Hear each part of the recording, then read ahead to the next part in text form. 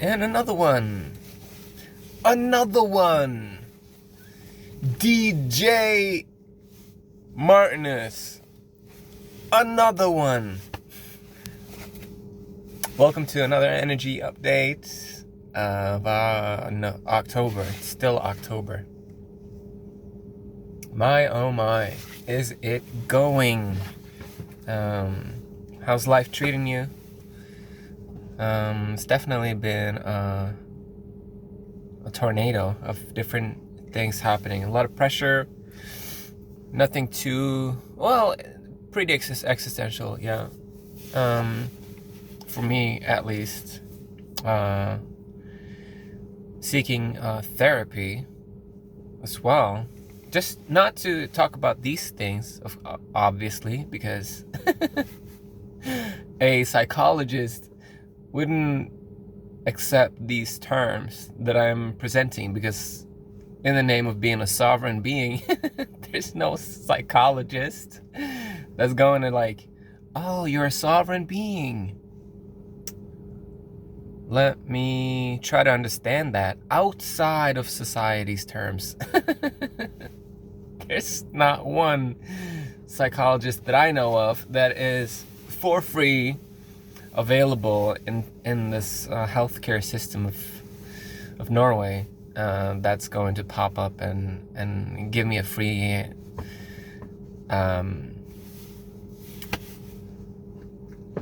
session. So and there's definitely a call for change, big change, practical change, actual change, literal change, through immersion in what's the word? Metastasis? No, that's not the word. It's definitely metamorphosis and transmorphing and transmutation and upgradation of the crystallizing cross diamondization of the DNA through the 12th dimensional grid plus and then some. So there can be stability in these immense energies, and there can be stability in criticism of those energies, and there's always a tug of war between clarity and confusion, especially when it comes to our identities, and also when it comes to how we're judging other people. Like, all I do every day is experiencing this brain judging other people, and it's teaching me except for the pain that I have to go through physically for the examples to be carried out in this name of this brain thematics that I'm presenting right now. Except from that, it's not a problem. But I don't like pain, so I'm going through a lot of pain with that, because life is carbon based. It's so thick with it, it's so dense. We got metal, we got robustness, we got machineries, we've got dinosaur energies coming through the industrial baseline of everything that's a base structure in the subharmonic aspects of all creation throughout the infrastructure in all inner city expression.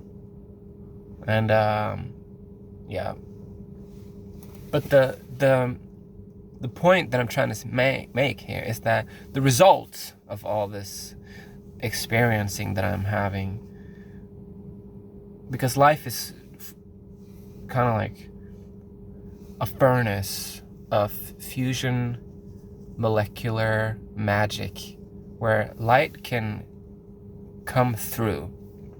This is where the magic is, and if we can mentally understand that, we can broaden our gaze and open our hearts to a higher understanding. This is the higher understanding. So try and judge that, because if you understand it, there's no room for judgment. I feel like, yeah, the words that I'm saying are projected and obfuscated. I don't even know what that means, but it's like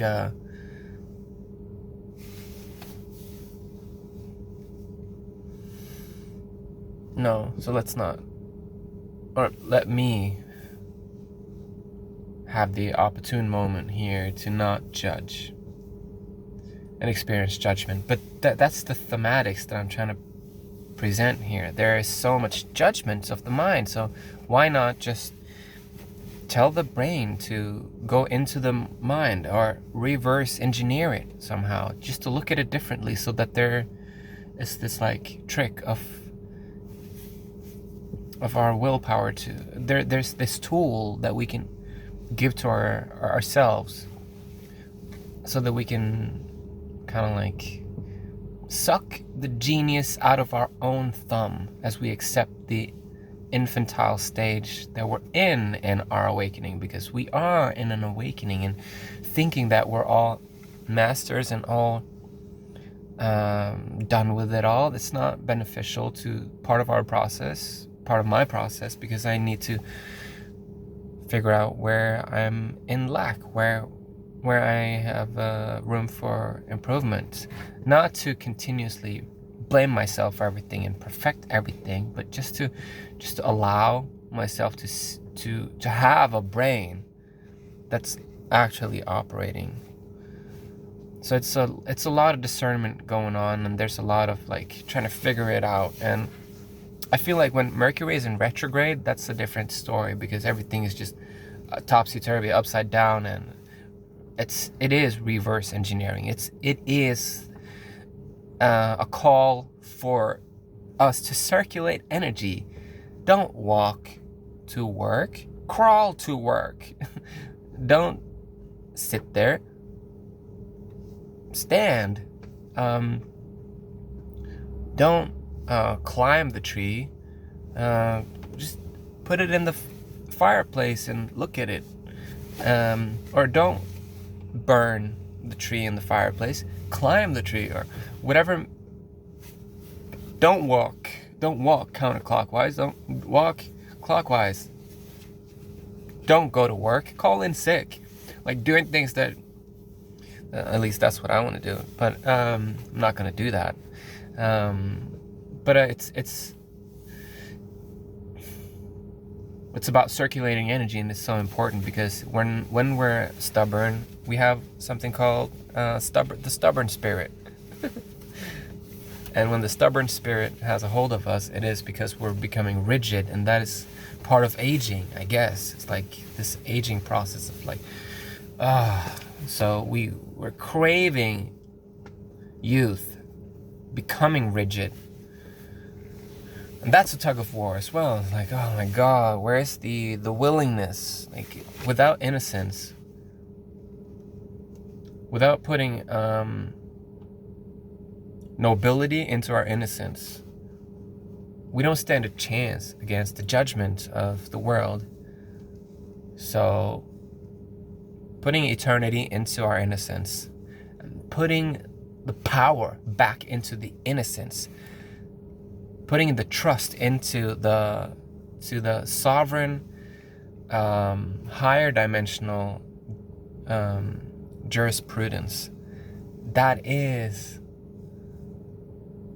the higher power that's going to come through. But in order to experience justice, we got to let go of the expecting the outcome. And it's such a tough job, because we've got merciless energies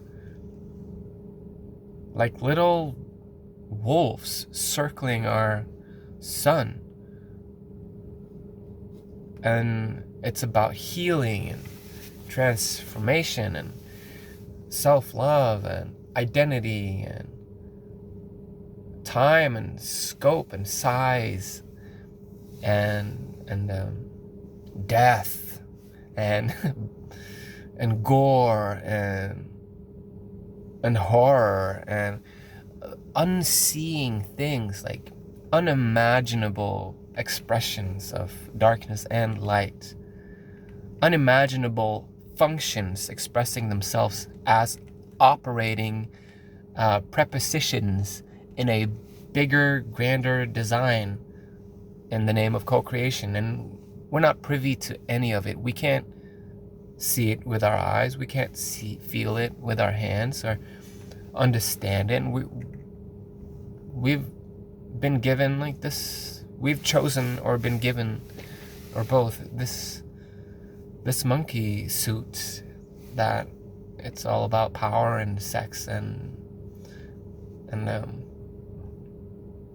experiences in time. And it's just a lot to ask of us to understand more than we already do. So there's also a call that I'm hearing, a call to allow for feeling good about the understanding that we have with our higher self and with ourself and with our lower, littler our lil self and our dark self, our shadow. So I've witnessed the shadow, my own shadow, and I have had clarity in that dialogue in the past, and it's a beautiful thing to get just to see him. For me, it was beautiful to see him or her or it. But the shadow, if we're not maturing into it and dealing with it and putting faces on it and putting hooks on it, and not hooks on it, but like putting memorable connotations and associations that are attributed to the shadow so that we can remember it and understand that it's an aspect of daily life. It's really helpful, but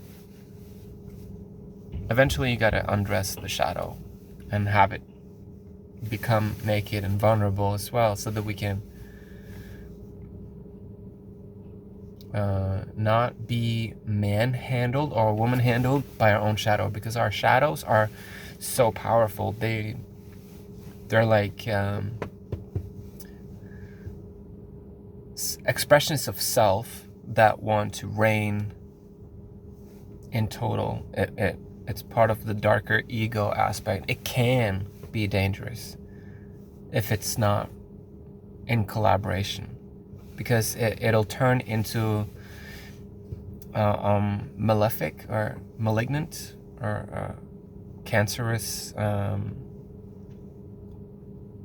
energy that can create sickness and can destroy other people's lives and create shame, and it's part of an uncontrollable chaos force that is not to be meddled with without the proper tools. So I understand why people don't want to meddle and get into shadow work, but without it, it seems like the shadow is going to come through anyway. And there's also an aspect of the shadow work that I want to emphasize. It's that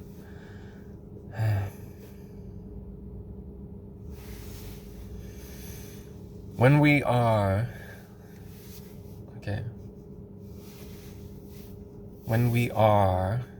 in our shadow,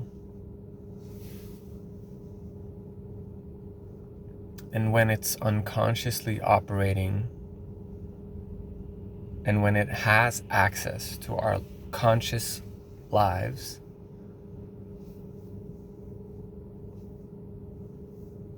it is part of an external attack force that is abundant, that is a part of this world that comes from society, from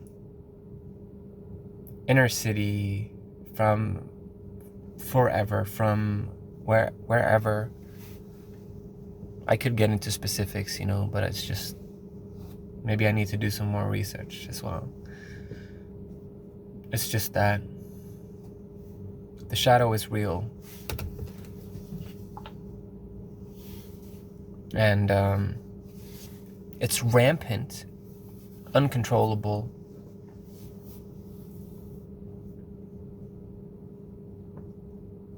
And if we're not dealing with it consciously, then it's going to deal with us unconsciously. And I've seen this. I've seen it in people who are masters in their own genres, who are conscious beings. And there's no interest.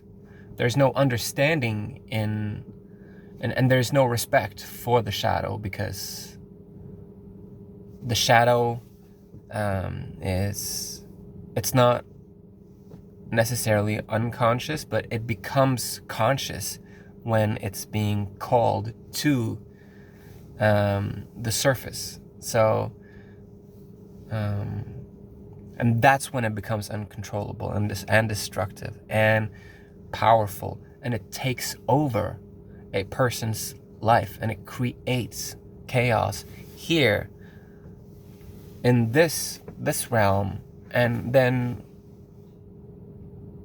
all of a sudden we have an uncontrollable force of chaos within a beautiful being who's not willing to look at it, because shadow work isn't part of our practice. And it's a difficult subject because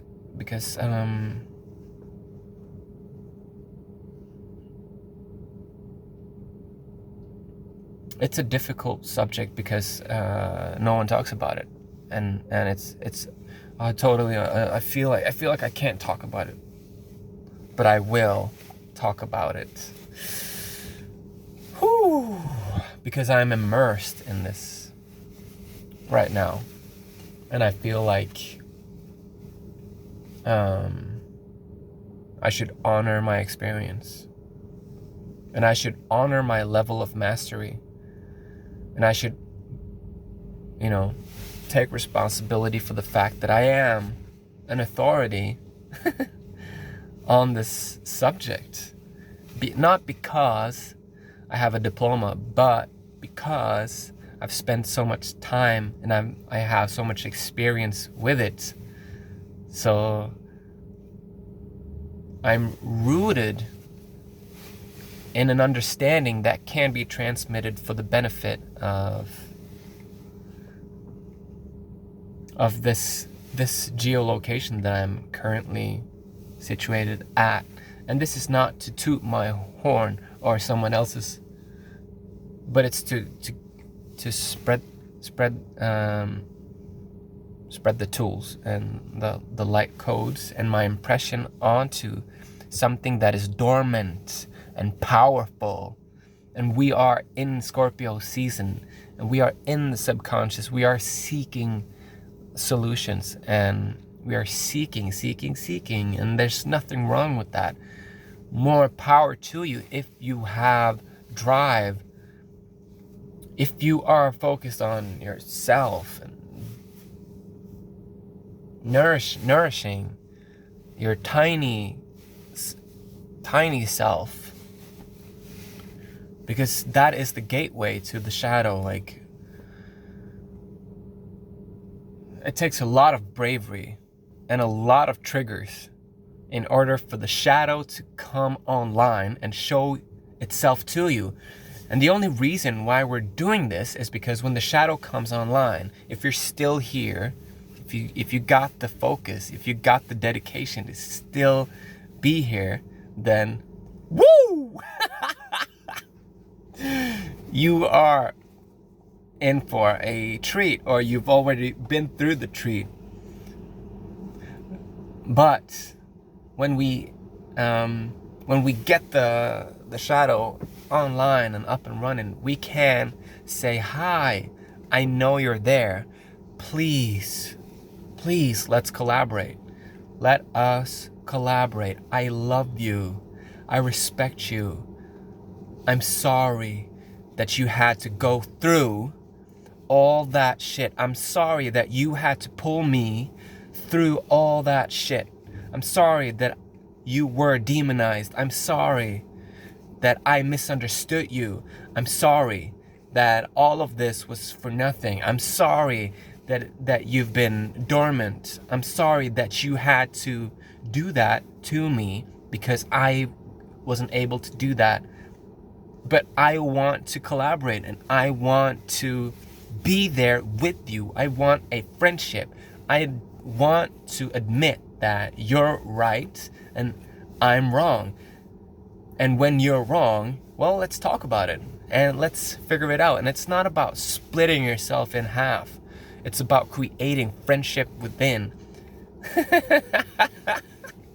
Yes, it's freaking huge. And nobody does this. They think they do, but they don't get the access to the shadow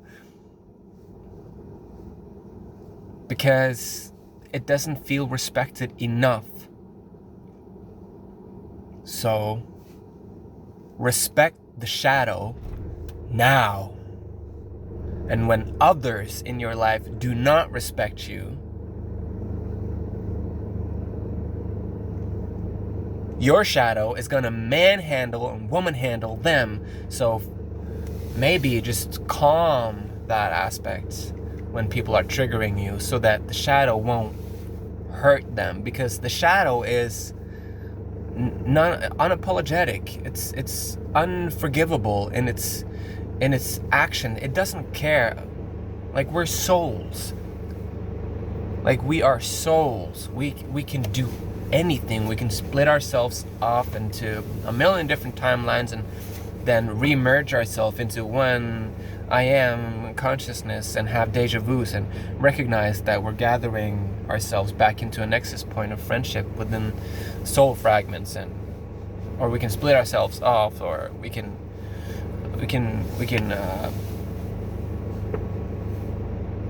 do more than we imagined ourselves to be able to do. But anyways, I just wanted to give a quick shout out to the shadow and to your shadow, and to give love and respect to that shadow aspect.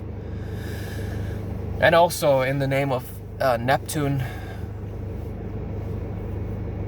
I want Neptune to come online into this unity consciousness and work with Uranus and work with these new energies so that there's a collaboration going from the Piscean to the Aquarian age, because we want to expedite things and we want the solutions, and that'll be all.